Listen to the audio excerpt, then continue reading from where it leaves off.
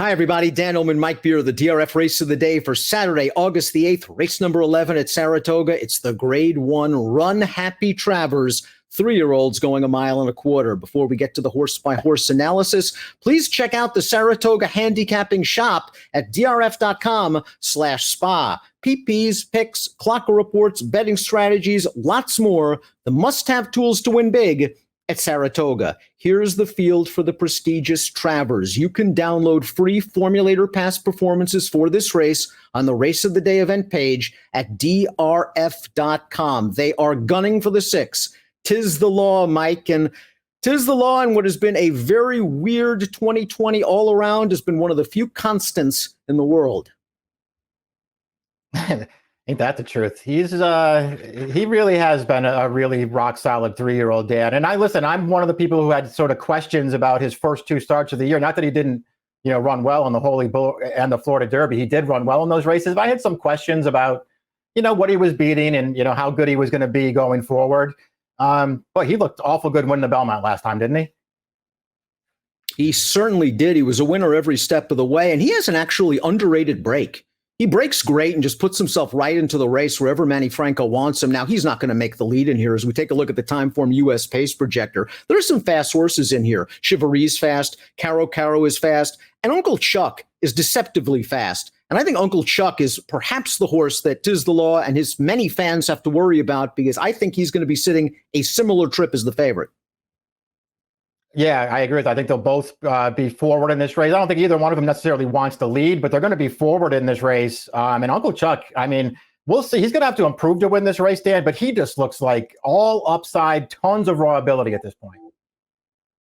First line, the number 1, wheels back on only 10 days rest off a maiden win at Saratoga. There's always been a little buzz about this horse. He was let go at 12-1 in this race, but it was his first race stretching out, and he seemed to appreciate it. Let's watch first line. He got right up close to the pace in this race, and he digs down deep. He's on the outside in the blue cap.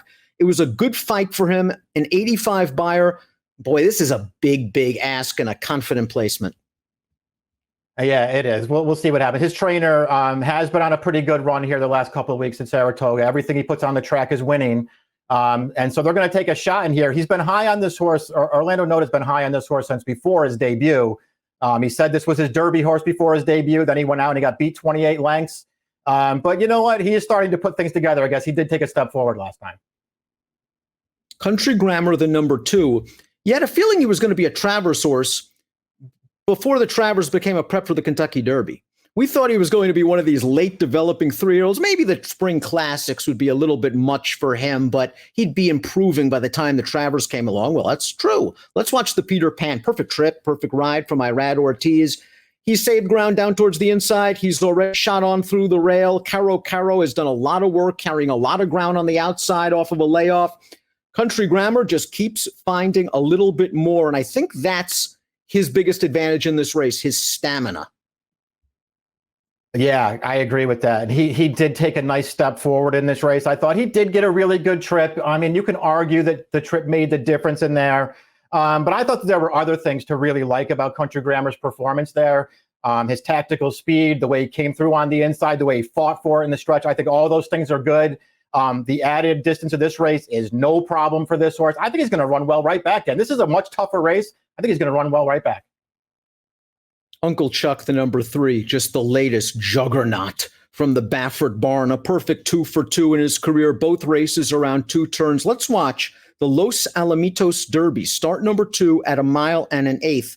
And we see Uncle Chuck on the outside. That's 1,000 words on the far outside. And what's important about him turning away 1,000 words and doing so rather easily is that 1,000 words came back to beat Honor AP last week with a big fig in the shared belief. And just look at Uncle Chuck still reaching out for ground. Yes, he's green. He changed back to his left lead and he's drifting. And it's also a very long stretch at Los Alamitos. I think that was a really good prep to get him to go 1.25 miles. Yeah, I agree with that too. And you can sort of see it when he runs, Dan. He looks like he just wants to keep going and going. He's got a huge stride on him. He's a big, good looking horse. Baffert is showing a lot of confidence shipping him here for the Travers. Listen, I don't really have a lot to say about him. He's going to have to improve to beat Tis the Law. And I will not be surprised at all if he doesn't. Max Player is the number 4, winner of the Grade 3 Withers, another horse that seems to relish distance. You've always been a big fan of this horse. You liked him in the Belmont. Off the layoff, he ran a really good third at 14-1. A lot of folks not talking about the great training job Linda Rice did in getting this horse ready to run third in the Belmont off such a long layoff. Max Player, you give him some pace, and he's going to get it looks like, in the Travers. He's a sleeper. Yeah, that's what I thought too. I mean, there's a chance this race really sets up for this horse. And I just feel like he even improved in the Belmont Stakes in a race where, I don't think it would have been that surprising if he didn't take a step forward in there. He had the layoff to deal with. He was stepping way up in class, having not raced since the beginning of February. I mean, there was a lot working against him in that spot. And I actually felt like he ran well to be third. And now that he has the race, Dan, the extra distance, he's another horse. I think it's not an issue for him at all. I think he's going to improve again. Will it be good enough to beat, the 2 big favorites in here and maybe some of the others? I don't know if it'll be enough. He's going to need a really good trip and ride from Rosario, but if he gets it, this horse is going to run at the end of this race.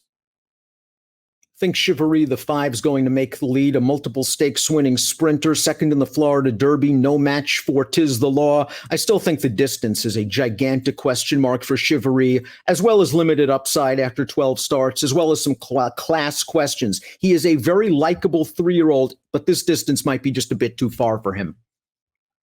Yeah, right. I mean, it just feels like he's in way too tough here. There's so much working against him. And, there's just really nothing on his page that suggests he really wants to go this far. Here's Tiz the Law. The only hiccup in his 6-race career came over a sloppy track. Let's watch the Belmont. Again, as I said, he was a winner every step of the way. They turn into the lane. Manny Franco has taken over the lead, and he's just going to draw out in very professional fashion a 100 Beyer speed figure. You have to think a similar trip is coming. I think Chivalry is going to break running. I think Tiz the Law is probably going to see if someone else wants to go, and he's going to be sitting in the second flight along with Uncle Chuck. Yeah, I mean, they like to sit him, just off the pace somewhere. They like to get him to the outside, and so he drew well in post 6 in that regard. It feels like he'll get the trip that he wants in here, and I just don't really know what to say about him, Dan. He's basically run well in every one of his starts. He's a 3-time Grade 1 winner. He just absolutely dominated the Belmont last time. I do think this is going to be a tougher race for him than the Belmont was, but I don't see how you really take a strong stand against this horse. He is really good.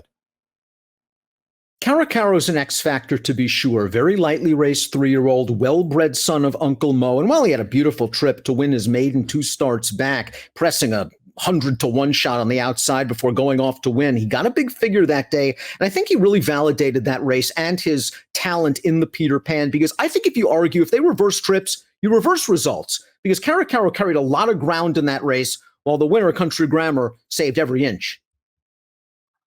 Yeah, and he did it off of a really long layoff, too, and right off of a maiden win. And first time around 2 turns, he had a lot stacked against him last time, and he acquitted himself very well. His connections do not take it easy on him. They come right back in the Travers. They throw more distance at him. They throw a tougher field at him. There is pace in this race. So, there are a lot of things that he has stacked against him once again, but this horse has an awful lot of talent. South Bend's a hickory horse. He runs on dirt. He runs on turf. He shows up every single time. Is he as good as these horses? Right now, he's not. But if you give him pace, he's going to come running at the end, as he did in this race, the Ohio Derby. He's now with Bill Mott. In this race, South Bend fell far behind early, as is his running style. And he's going to come with a good, solid run, and he keeps grinding into the winner's margin. You see him on the outside, the number 10. This was a coming out party of sorts for South Bend. Give him a pace. He has a puncher's chance with Jose Ortiz aboard. Yeah, I liked him getting back to dirt in there. I do feel like he's maybe a little better on this surface. And he did run well in the Ohio Derby. That being said, he's just stepping into a different world here. The fields, of the Ohio Derby is not comparable to this one. So he's just taking on a really tough test here. And I guess they'll just take him back down and try and make one run.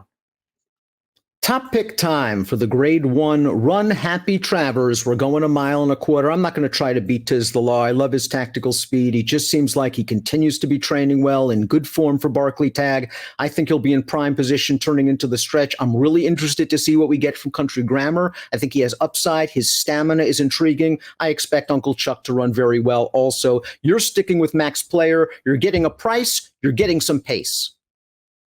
Yeah, and for those reasons, I just didn't really want to give up on him now. As you know, I'm a fan of this horse, and I do think he ran pretty well in the Belmont last time. I think he's set to take another step forward here. I don't know if it'll be enough, Dan, but he's going to be a price. He's going to run at the end of this race. I'm not, way against Tis the Law. He is the horse to beat. I'm not even way against Uncle Chuck. I think he's going to run really well in this race. So it won't be easy for Max Player to win, but I'm going to take one more shot with this horse. 4632 for Mike, 6273 for me. The grade 1, Runhappy Travers, race number 11 at Saratoga on Saturday, has an approximate post of 6:15 Eastern. Good luck.